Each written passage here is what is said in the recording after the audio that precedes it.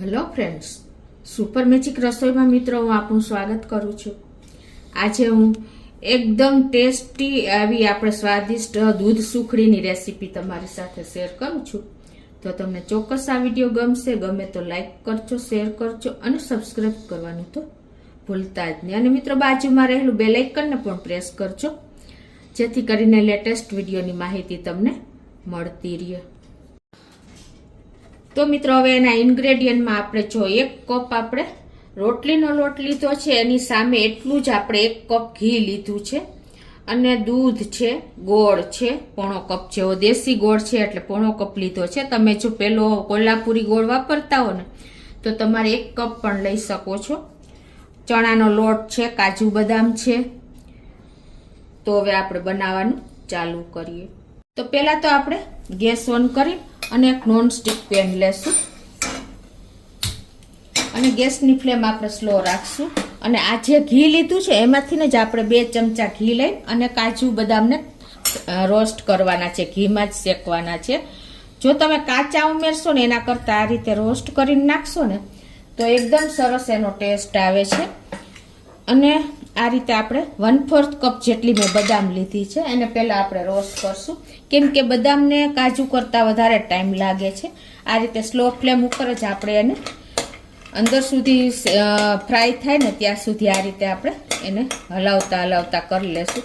મિત્રો તમે સુખડી તો બહુ ખાધી હશે, પણ દૂધ સુખડી આ રીતે તમે આ વિડીયોની આ રીતથી બનાવશો ને તો દર વખતે આ રીતે જ બનાવતા થઈ જશો અને લોકો પૂછશે કે આ સુખડી કઈ રીતે બનાવી, એટલી સોફ્ટ બને છે અને 1 મહિનો સુધી તમે રાખી શકો છો। તમને એમ લાગશે કે દૂધ છે તો કેમ રહેશે, પણ મિત્રો એ બધા સ્ટેપ હું તમને આગળ બતાવું છું।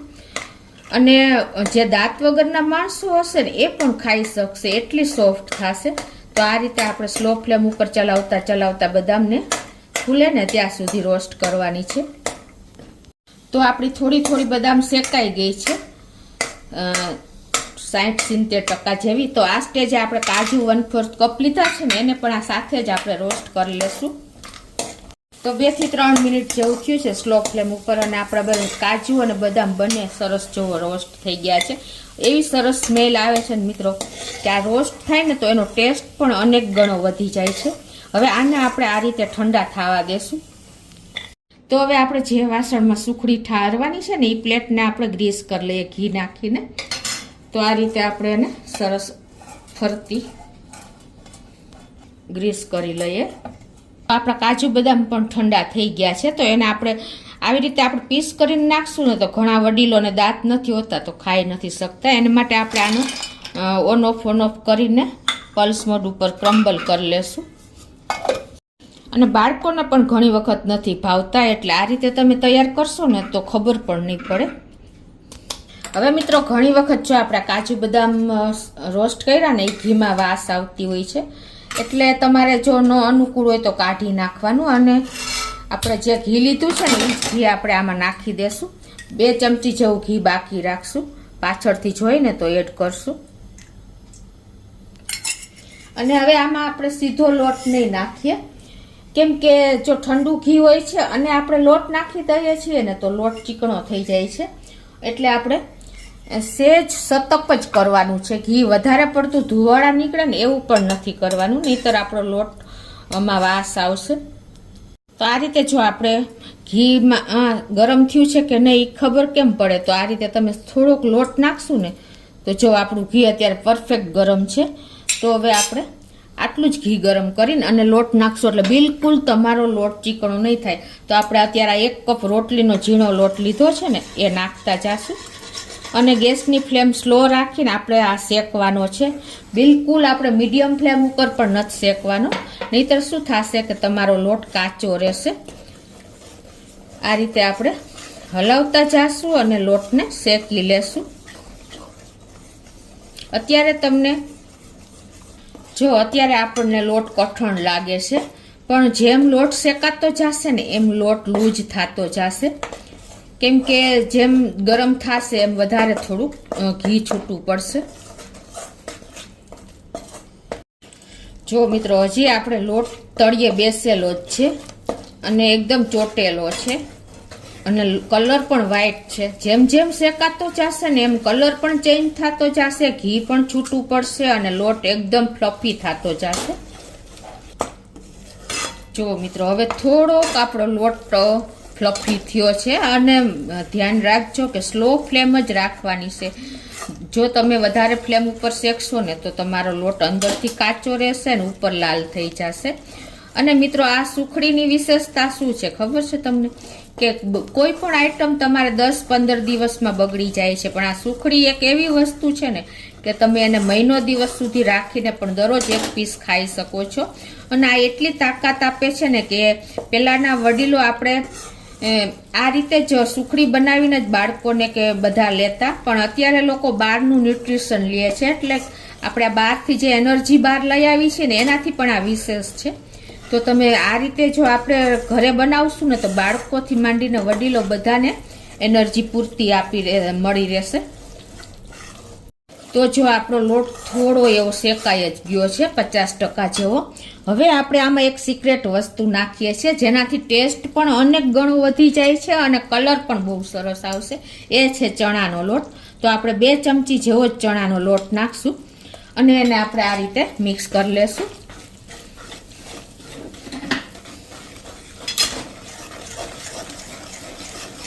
તમને ખ્યાલ પણ નહીં આવે, લોટ શેકાઈ જશે કે આમાં ચણાનો લોટ આપણે એડ કર્યો છે એવું. આ ચણાના લોટથી મિત્રો ટેક્સચર પણ બહુ સરસ આવશે આમ જુઓ તમને, અને એકદમ સરસ કલર પણ આવી ગયો. અને આપણી સુખડી પણ એટલી જ ફરસી બનશે.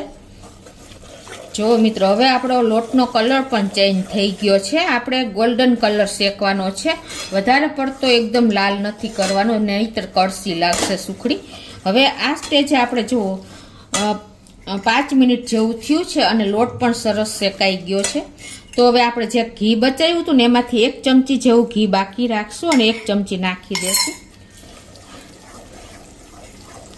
તો જો મિત્રો આપણી સુખડીનો કલર પણ આખો સરસ રેડસ ઉપર આવી ગયો છે અને બબલ્સ પણ આવી ગયા છે. તો હવે આ સ્ટેજે આપણે સુખડી એકદમ સોફ્ટ બને અને રૂ જેવી પોચી થાય ને એના માટે આપણે દૂધ એડ કરશું અને ગેસની ફ્લેમ સ્લો જ રાખવાની છે. તો દૂધ કેટલું એડ કરવાનું મિત્રો? આપણે 4 આંગળા વચારા આવે ને એટલું જ દૂધ આપણે એડ કરવાનું છે આ રીતે.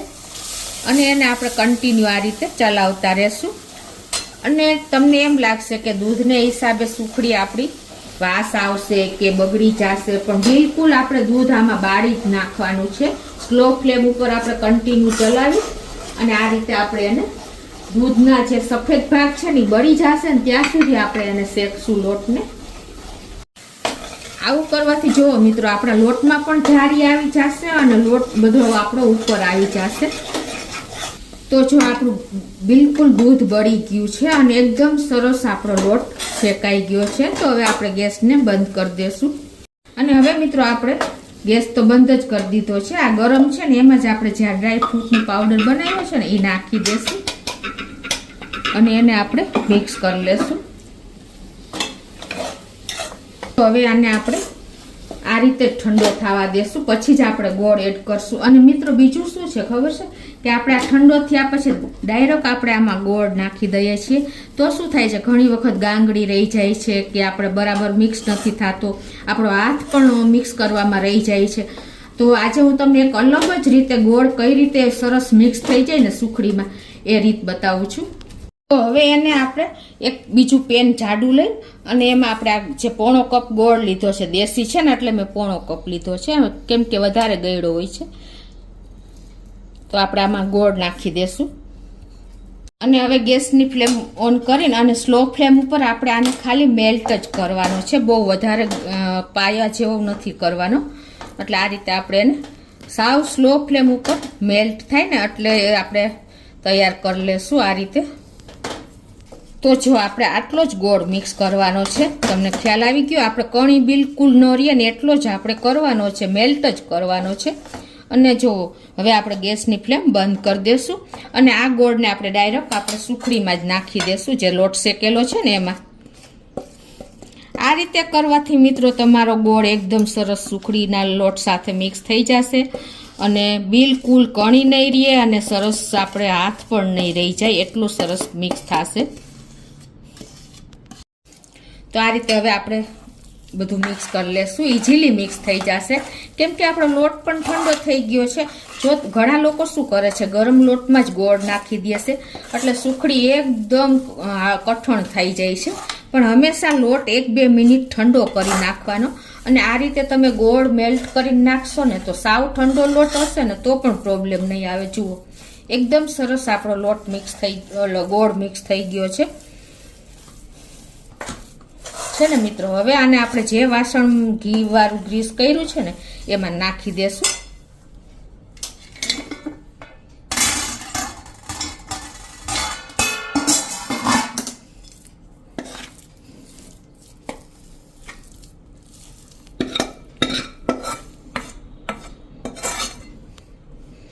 હવે એને તમે ઘી વાળો વાટકી કે આ રીતે તમે પેચ્યુલાથી પણ સરસ થાળીમાં નાખી દેવાનું. તો હવે જો આ રીતે આપણે ઉપરથી સરસ પ્લેન કરી દીધું છે અને હવે આને આપણે 5 મિનિટ ઠંડુ થાય ને થોડું પછી જ આપણે એને ચેક્સ કરી લેશું. જો વધારે ઠંડુ થશે ને તો ભૂકો થઈ જશે એટલે 5 મિનિટ પછી જ આપણે ચેક્સ કરવાની રહેશે. તો 5 મિનિટ થઈ ગઈ છે અને થોડું એવું આપણે ઠંડુ થઈ ગયું છે તો આપણે એના ચોસલા કરી લેશું. આ રીતે તમારે જે સાઈઝના કરવા હોય એ પ્રમાણે કરી લેવાના છે.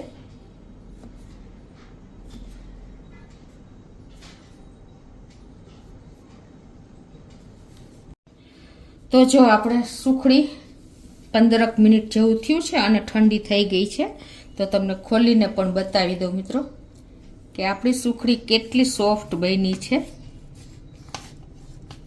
જો મિત્રો એકદમ સુપર સોફ્ટ આપણી સુખડી તૈયાર થઈ છે. જો આમ કરશો ને તો તમારા મોઢામાં મૂકતા જ મેલ્ટ થઈ જાય ને એવી સુખડી આપણી રેડી છે મિત્રો.